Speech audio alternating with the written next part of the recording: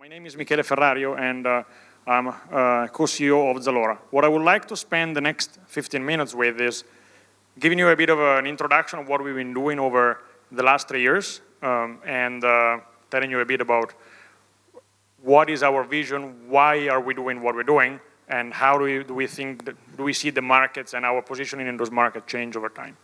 Zalora was started 3.5 years ago, and we are headquartered in Singapore and operate across all of Southeast Asia and Australia. In Australia, we have a different brand name. We're called The Iconic. Everywhere else, we're called Zalora.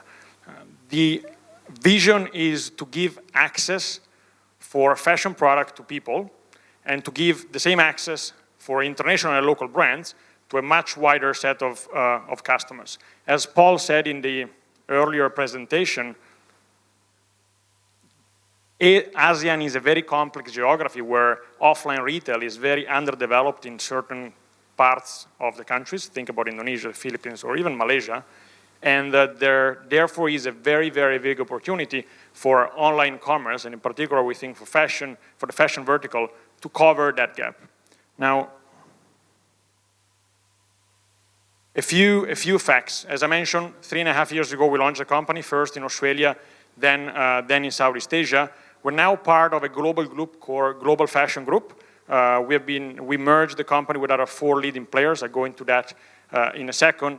But Zalora overall focuses just on the region I mentioned, which comprises of 10% of the world population. So ASEAN is, of course, a very big region. It's a very complex one. It's a very fragmented one, but it's a very big region. And being able to build a leading player in a large vertical like fashion is a huge opportunity, of course.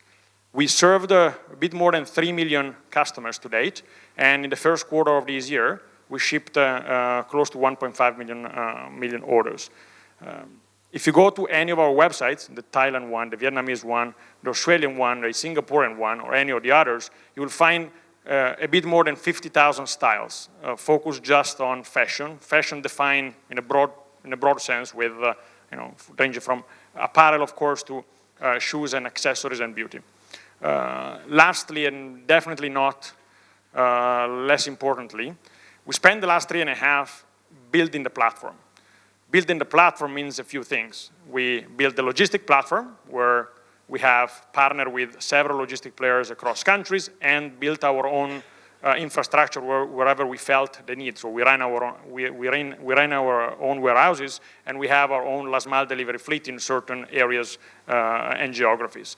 At the same time, of course, we built the technological platform, which is now able to deliver the same experience through different media. And if you haven't yet downloaded the app, please do so now and test us out with choosing Malaysia as a delivery place. We also offer same delivery in Kuala Lumpur, so you can actually test it out today if you want.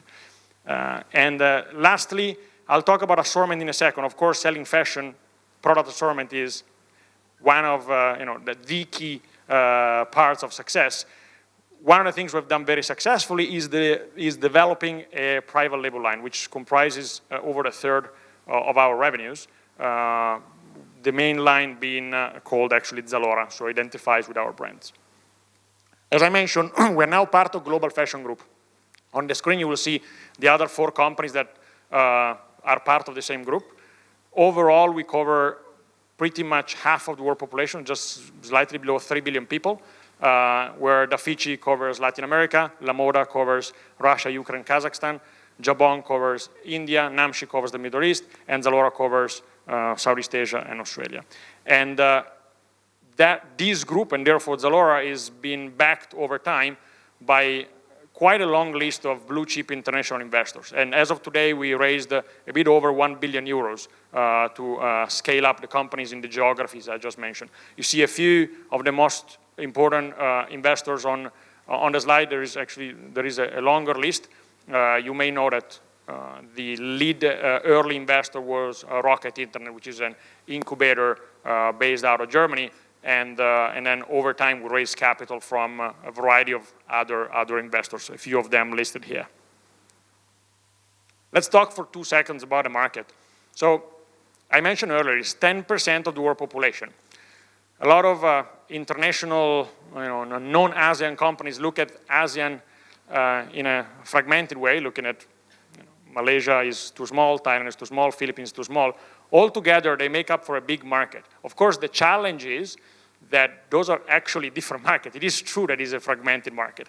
And therefore, the big complexity of being successful in this region is being able to be local enough to be relevant in each country, while at the same time leverage as much as possible the synergies and the scale that you can create working across countries. We believe that over the last 3 years we found the right trade-offs between those two, and we're now continuing to scale up very quickly and using that scale and addressing a market that is worth, according to Euromonitor, $100 billion.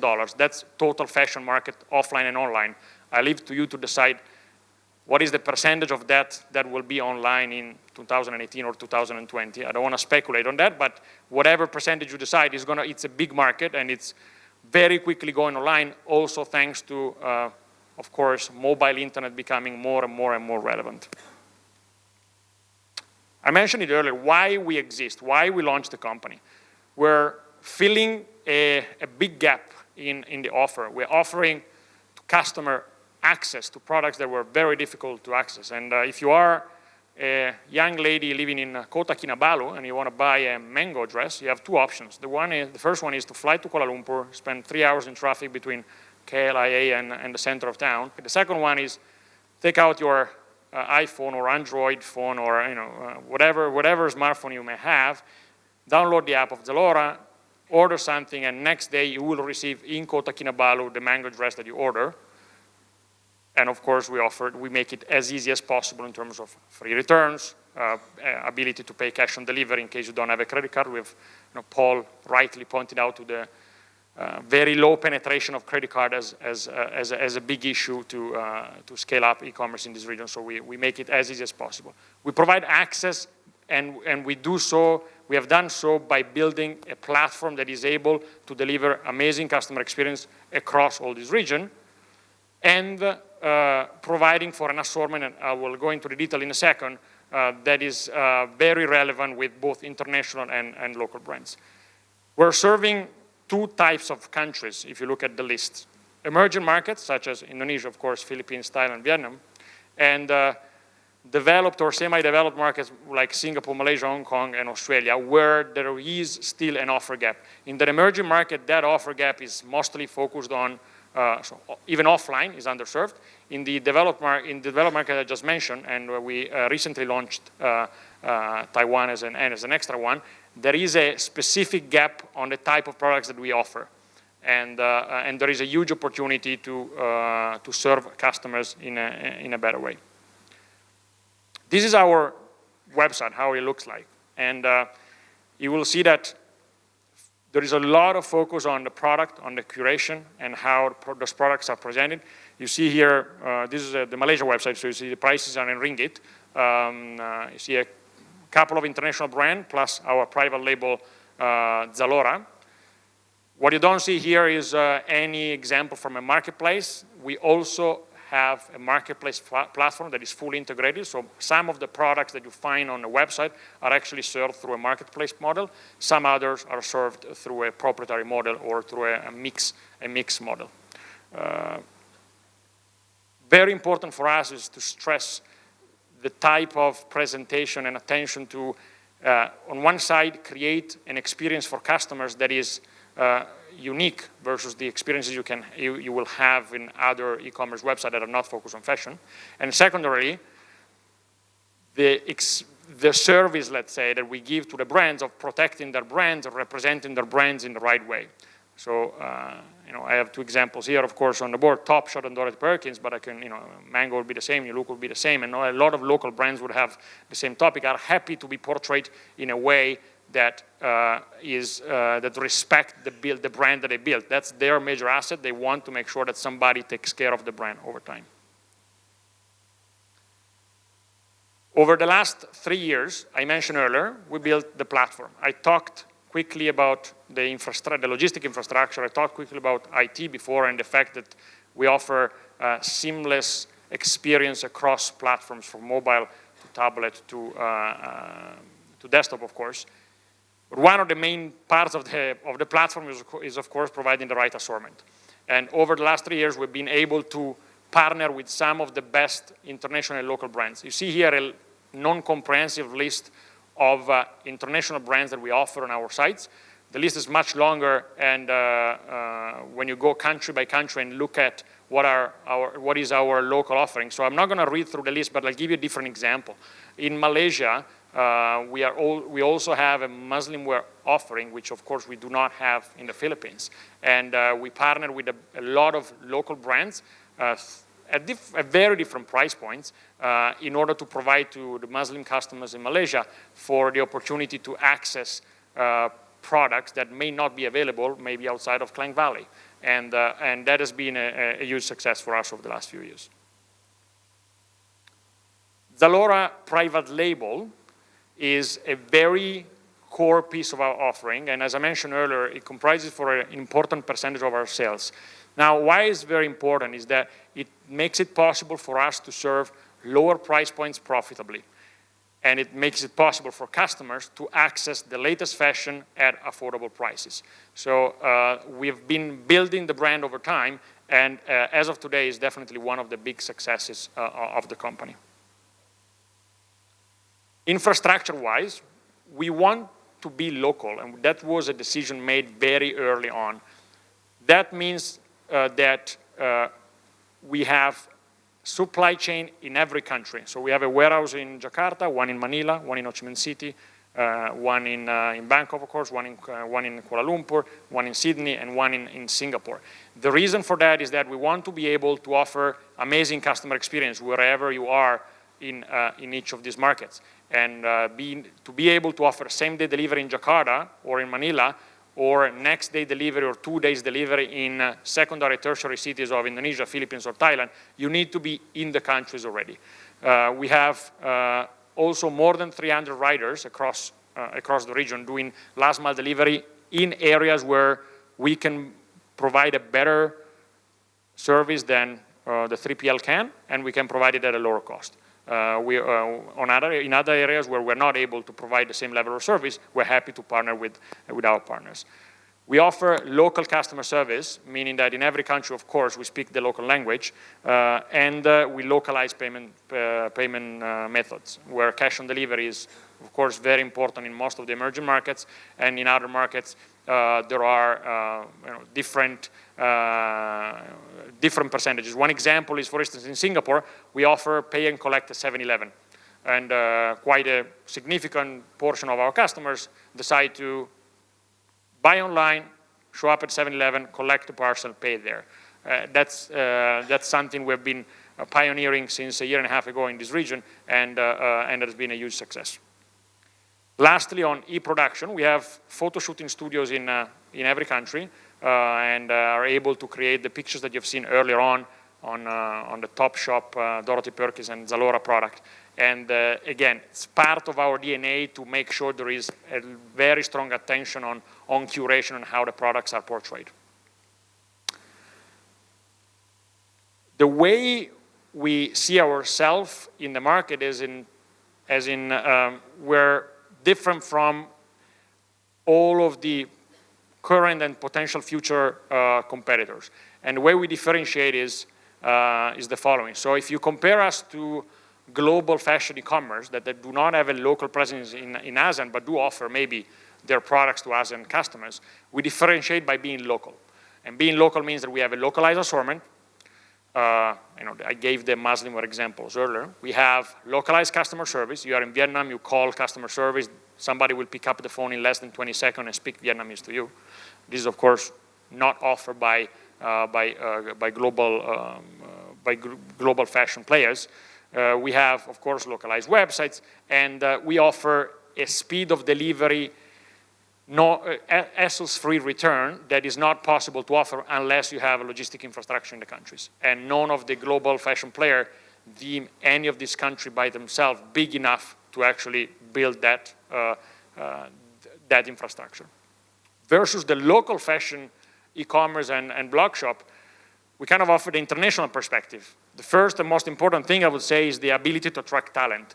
And since very early on in the history of Zalora, we're able to attract top-tier talent, thanks also to the fact that Rocket Internet was the incubator behind the company, and that makes, of course, a difference. At the end of the game, in order to make these things happen, you need the best people in every possible role. That's a big, big, big difference versus the local smaller players. Secondly, the ability to offer the regional approach that we offer and the ability to talk to the best global brands I mentioned a few earlier makes, again, a big difference in terms of the products we can offer to customers. And this is only enhanced now by being part of Global Fashion Group, of course, and being able to offer to the brands access to 27 markets across the globe and 3 billion people. Again, with talent comes ability to build world-class infrastructure. Our customer service setup or the speed of the apps that we've developed is, of course, top-notch, thanks to the fact that we've been able to attract the best talent globally. Lastly, how do we compare against the general merchandisers or the general marketplaces that are in the market? We differentiate by positioning ourselves as a pure fashion player that gives to customers a different type of experience. So we care about consistent experience in a different way from how a general merchandiser or a marketplace would be able to do. And on the other side, by protecting the brands that work with us and protecting their most important asset, and therefore having exclusive assortment to be able to offer to our customers. Lastly, quick numbers. So this is how our growth has been over the last few quarters. We have now served 1.4 million customers, with 1.4 million orders, sorry, in Q1. And if you've seen, the speed of growth has been increasing over time. So we see all of the initiatives that we've been put in place over the last 3 years are now starting to really show results and making us the leader in all of the markets we operate in the fashion vertical. I'm not going to go through the list here, but a couple of people last night commented on the fact that they asked me, oh, but a lot of people go and leave at Zalora. So in reality, just of the 8 people that you see here on the slide, which is the top management of the company, 6 of them, including me, were at Zalora in 2012. The company was launched in 2012. So, and 2 of them joined in 2013. So we've been able to build a very, very strong team that has been around since around the beginning, and that has been able to scale up the markets where we are. This is also true when you go one level down to the country managers and to the functional experts in each of the areas where we work. So again, I'm not going to go through the list of people, but one of the concerns that I always hear is there is a lot of people coming and going. It is actually not true.